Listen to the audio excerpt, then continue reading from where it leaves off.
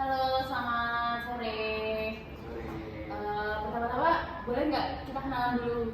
Jadi aku dari mahasiswa Ilkom ada tugas akhir dari mata kuliah penulisan naskah jurnalistik. Ingin meliput tentang Satgas PPKS di Ahmad Jaya itu seperti apa? Boleh perkenalan dulu dari kakaknya? Nama saya Berta Lina Lasida, bisa dipanggil Lina, dan saya anggota Satgas PPKS. Salam kenal teman-teman, nama saya Risa Dulu, saya juga anggota Satgas PPKS, saya dari FPI Angkatan 2020. Jadi kakaknya kan berapa? FH Angkatan 2020. Oh, 2020 juga. Oke. Aku mau nanya nih, awalnya tuh motivasi kebentuk Satgas ini tuh itu gimana sih? Pencetusnya tuh dari UNIF atau dari fakultas yang jalanin atau gimana sih sebenarnya? Satgas ini kebentuknya awalnya gimana? Oke, mungkin aku dijawab ya, Jadi ceritanya gimana sih kok Satgas ini bisa ada? Mungkin teman-teman bakal lihat tahun 2018-an, 2017-an tuh ada banyak banget kasus-kasus pelecehan seksual yang nge-blow up tuh di media tentang di perguruan tinggi. Nah, dapat intinya setelah itu Bapak Menterinya kita, Pak Nadiem Makarim tuh mendoronglah dan mengeluarkan adanya Permendikbud nomor 30 tahun 2021, di mana di dokumen itu emang sudah tertulis secara eksplisit kalau setiap perguruan tinggi itu memang perlu ada Satgas PPKS yang fungsinya ngapain? Yang menangani sama mencegah adanya kekerasan seksual di perguruan tinggi. Mungkin itu. Oke. Ini tuh baru kebentuk tahun ini ya Satgas PPKS di Ahmad Jaya itu? Untuk Satgas PPKS itu udah kebentuk tahun lalu, itu sudah seleksi dan tahun ini baru resmi, jadi 2023 baru ada. Oh, oke. Itu total anggota dari dosennya berapa, dari mahasiswanya berapa? Dari dosennya itu ada 2, pendidik juga ada 2, dan mahasiswanya ada 3. Kira-kira ada peristiwa yang memicu khusus nggak? Kenapa misalnya nih di Ahmad Jaya ada kasus, terus akhirnya Ahmad Jaya memutuskan untuk ini nih kita harus bikin Satgas gitu. Kira-kira ada nggak peristiwa khusus yang memicu terbentuknya Satgas di Ahmad? Nggak ada. Apa ada? Menurut siapa nih? Jawab. Terserah, langsung aja. Bukan masalah peristiwa khusus kalau ada di Anma atau tidak, cuma kan berdasarkan tadi seperti yang dibilang Mas Richard, ini sebenarnya atas mandat dari Permendikbud nomor 30 tahun 2021 mengenai pencegahan penanganan kekerasan seksual di perguruan tinggi. Nah, sehingga dalam hal ini juga Universitas Ahmad Jaya yang membentuk yang namanya Satgas, karena diketahui dari beberapa survei kekerasan seksual ini sangat banyak sekali, sangat meningkat terutama di perguruan tinggi. Gitu. Itu kalau mungkin ada dari Mas Richard. Oke. Seberapa penting keberadaan Satgas bagi para anggotanya di universitas? Mungkin saya bantu jawab aja ya. Pertanyaannya seberapa penting? Ada, menurut saya sangat penting. Kenapa sih? Karena yang pertama itu tuh dari segi pencegahan dulu. Emang universitas itu jadi tempat tertinggi nomor pertama di mana kekerasan seksual itu terjadi di institusi pendidikan. Nah, jadi kita kan perlu mencoba untuk melindungi anak-anak yang ada di bawahnya kita. Makanya emang diperlukan itu. Nah, Satgas itu bisa memberi rekomendasi kebijakan dan sebagainya kepada rektorat. Nah, makanya itu sangat diperlukan. Kemudian untuk dengan penanganan, ternyata dari pengalaman kita tuh banyak dari fakultas-fakultas itu belum punya pengalaman yang cukup untuk menemani mungkin korban-korban kekerasan seksual gitu. Jadi kita di sini untuk membantu memfasilitasi itu, menemani misalnya memang perlu dibikin dan sebagainya. Jadi memang perlu. Aku juga setuju sih, karena kalau didengar-dengar kan emang kasus kekerasan seksual di perguruan tinggi itu emang banyak ya. Jadi emang adanya Satgas itu penting, yaitu tadi biar mencegah dan membantu korban-korbannya biar nggak kena mental issue gitu. Terus aku mau nanya, kira-kira itu kenapa sih kok anggotanya dosen sama mahasiswa? Itu karena apa? Mungkin bisa dijawab. Itu memang atas mandat lagi berdasarkan Permendikbud, kita memang harus menyesuaikan itu, dan di situ dituliskan kalau misalnya harus ada yang mahasiswa, ada dosen dan TNI. Kenapa harus memenuhi itu semua? Misalnya kita yang dikasih itu hanya dosen sebagai satgasnya, Jadi belum tentu dosen itu terlalu dekat dengan mahasiswanya, tapi ketika kita ikut serta dalam hal ini misalnya mahasiswa, maka juga kita sebagai mahasiswa lebih dekat dengan mahasiswa lainnya. Jadi nggak ada perbedaan kekuasaan. Soalnya yang dikhawatirkan ketika misalnya ada yang melapor terutama mahasiswa, itu akan mempengaruhi mahasiswa ini takut untuk melapor.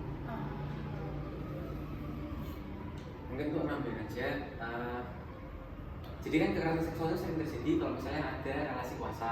Misal aku merasa terintimidasi oleh misal apa ketua organisasi apa. Nah, itu sebenarnya lebih biar ada variasi aja. Jadi biar semisal kalau misalnya dosen itu menangani kasus di mana guru besar fakultasnya yang melakukan, itu kan ada relasi kuasa, dia jadi terintimidasi. Aku jujur nggak peduli ya dia guru besar kayak gimana buat kita proses. Nah, jadi untuk itu sih memastikan kalau semua anggota itu nggak ada yang semuanya takut sama satu belah pihak gitu. Ini aku mau nanya, ini kan tadi kan jawabnya kalau misalnya kedekatan antara mahasiswa sama yang ini yang korbannya nih, karena kebanyakan mahasiswa kebanyakan kan.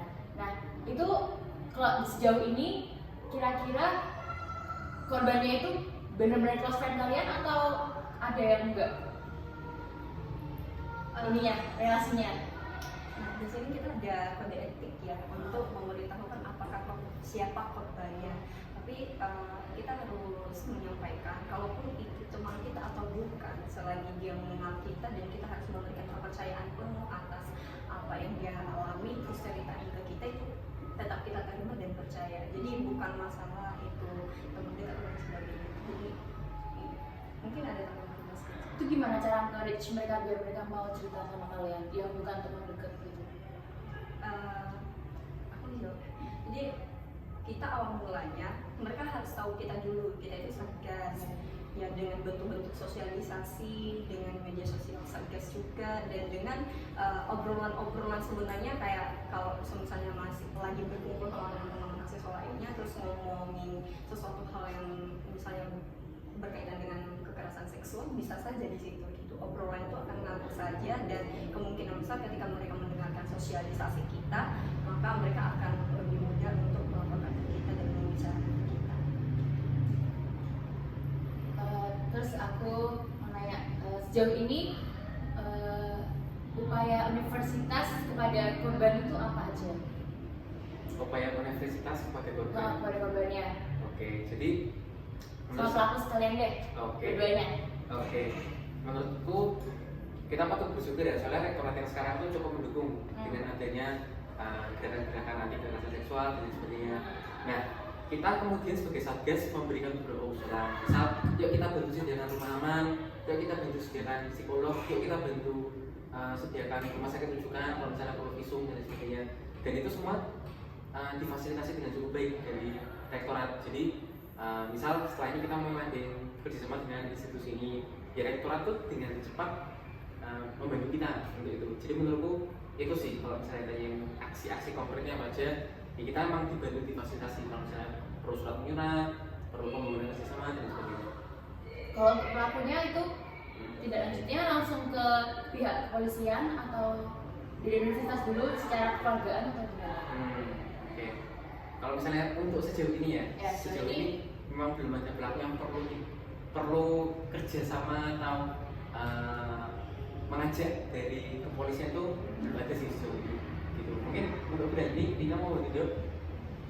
Kalau untuk pihak kepolisian sejauh ini seperti yang bilang Mas Richard belum ada, karena memang itu tergantung kasusnya, dan kita tahu apa kerjaan kita sebagai satgas di sini. Maksudnya kita itu membantu korban itu ataupun pelaku, misalnya kita kena instansi lain sebagainya, itu berdasarkan sanksi administratif. Tapi kalau memang semisalnya itu sudah melebihi batas dari kekerasan seksual yang memang patut dikatakan sebagai tindak pidana, itu tidak menutup kemungkinan nanti di pasal 18 Permendikbudristek nomor 20 sampai tahun 2020 Permendikbud nomor 30 tahun 2021, di situ pasal 18-nya menjelaskan kalau misalnya segala bentuk apapun itu, misalnya peraturan-peraturan lainnya masih bisa digunakan selain dari Permendikbud ini. Jadi di luar dari situ pun kalau kita melihat ini udah masuk ke kekerasan seksual yang memang sudah sepatutnya kita laporkan ke pihak kepolisian, kita akan bantu korban itu untuk melaporkan. Bentar. Udah berapa menit? 10. 10 menit. Udah. Sama 10 menit. Enggak. Udah tutup aja. Enggak, tutup aja. Kan lanjut ya. Tolong. Ini satu lagi. Dua lagi.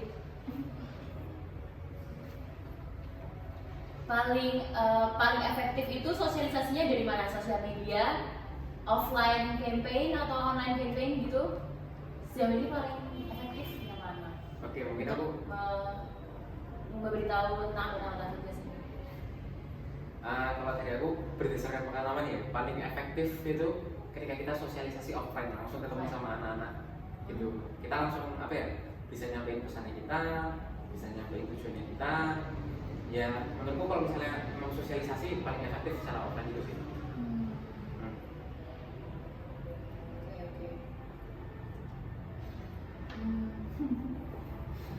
Oke.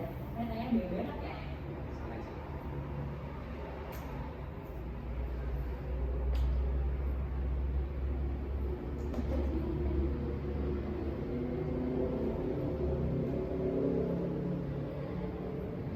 Oh ya, masa jabatan Satgas ini tuh berapa tahun ya? Untuk yang lain ini kan itu kan per tahun atau per tahun ajaran baru ganti atau 2 tahun sekali atau gimana? Itu 2 tahun. 2 tahun. Sekali bertugas, tapi bisa ditambah 1 periode lagi. Masa jabatannya 2 tahun tapi bisa ditambah 1 periode lagi. Kemarin itu pemilihannya dari dosen atau kan pendaftar nih, akan lihat tuh di Instagramnya WJY ada open recruitment Satgas PPKS gitu kan. Nah itu yang memilih mahasiswanya itu dari dosennya atau dari pembinaan, ketuanya pembina nih. Berarti yang milih pembinanya atau ada pihak selain rektor, dekan, gitu ikut memilih bantuan atau enggak? Kalau dilihat dari pasal 23 sampai pasal 29 pembentukan Satgas PPKS di Permendikbud nomor 30 tahun 2021 itu sudah terlihat jelas UNIF sudah melakukannya gitu. Dimulai dari kita itu di wawancara, administrasi dan sebagainya itu melalui pansel. Jadi bukan budinanya ikut serta dengan kita di wawancara, seleksi juga, baik administrasi, wawancara hingga uji publik. Jadi 3 tahap itu, dan kita ada lagi ujian setelah mengisi puspeka kemarin gitu, ada lagi. Apa itu puspeka? Puspeka itu mengisi beberapa modul yang memang berkaitan dengan Satgas PPKS. Jadi langsung kita kirimnya ke pihak Kemendikbud. Mungkin aku sih menstrukturkan aja ya tadi ya. Ya. Jadi yang pertama itu emang dari panitia seleksi dulu. Kita emang diharusin ada. Jadi rektorat, setahu ya, rektorat membentuk panitia seleksi. Apa yang kemudian diuji secara publik sama, kalau nggak salah waktu itu sama dekannya FR Busari. Kemudian setelah panitia seleksi ini terbentuk, panitia seleksi oprek, terus di situ menawarkan yuk pelatihan ikutan aja. Nah, kemudian kita tahap pertama itu diwawancari satu-satu. Kemudian habis itu kalau setelah wawancara kemudian ada uji publik, ditanyain sama Busarinya, tanya sama wakil ketua LPSK. Terus habis uji publik itu, terus habis itu yaudah kita dijadiin Satgas. Tapi setelah itu perlu masih ada pelatihan seperti kayak Ikatan Bina. Kita latihan di websitenya Puspeka, Pusat Penguatan Karakter. Terus ada banyak pelatihan sangat lain. Itu sih. Seru banget ya berarti. Buat jadi bagian dari Satgas tuh menantang masing-masing pribadi. Pasti kan kita kan otomatis pribadi kita itu kan belum tentu cocok dengan apa yang harus kita hadapi kan, kayak korbannya, pelakunya, kasusnya gitu kan, belum tentu kita bisa menghadapi itu juga gitu. Jadi kan sebuah tantangan juga bagi para anggotanya Satgas gitu. Mungkin sekian aja ya, mungkin pertanyaan dari kami. Makasih banget udah bantu jawab pertanyaan-pertanyaan dari kami, udah cukup jelas apa yang ingin kami tahu tentang Satgas dan bagaimana proses pembentukan serta penanganan. Terima kasih Kak. Terima kasih kembali.